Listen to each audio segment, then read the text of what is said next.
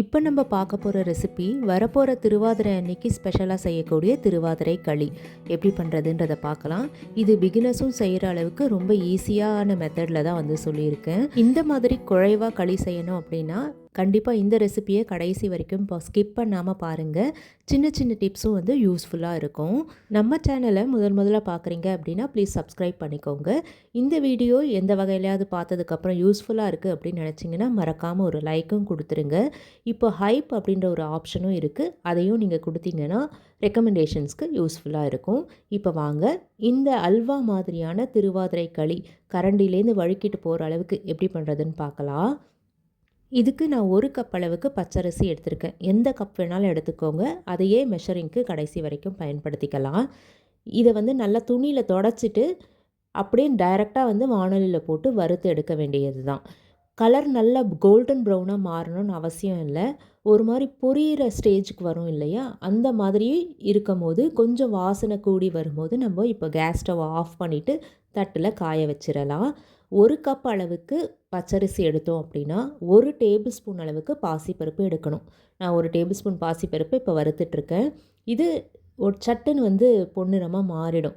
அதனால் கொஞ்சம் லேசாக சூடானோடனே வறுத்ததை அரிசியோடு சேர்த்து அப்படியே ஆற விட்டுறலாம். ரொம்ப பொன்னிறமாக வறுத்து செய்யும் போது குழைவாக வராது, கொஞ்சம் பொல பொலன்னு வந்து களி இருக்க மாதிரி இருக்கும்.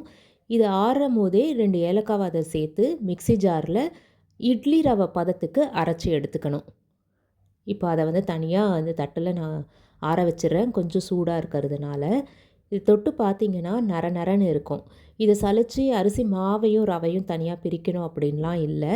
இது வந்து ஓகேவாக இருக்கும். ஒரு 90% வந்து அரைஞ்சிருந்தால் போதும். இப்போ 1.25 கப் அளவுக்கு வெல்லம் எடுக்கிறேன்.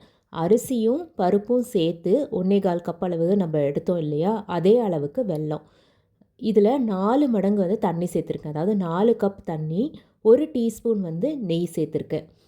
இது வந்து வாசனையும் நல்லாயிருக்கும். ஈஸியாக வந்து எல்லாமே ஒன்று சேர கலந்து விட்டுறலாம். இப்போது நல்லா வந்து இந்த மாதிரி கொதிச்சிட்ருக்கும் போது பாகுப்பதெல்லாம் தேவையில்லை. நல்லா பபிள்ஸ் வரும்போது நம்ம அரைச்சி வச்ச பொடியை வந்து இதில் சேர்த்துடலாம். சேர்த்துட்டு இந்த மாதிரி விஸ்க் இருந்தது அப்படின்னா நல்லா கலந்து விட்டிங்கன்னா கட்டி தட்டாமல் வந்து ஈஸியாக மிக்ஸ் பண்ணுறதுக்கு ஏதுவாக இருக்கும்.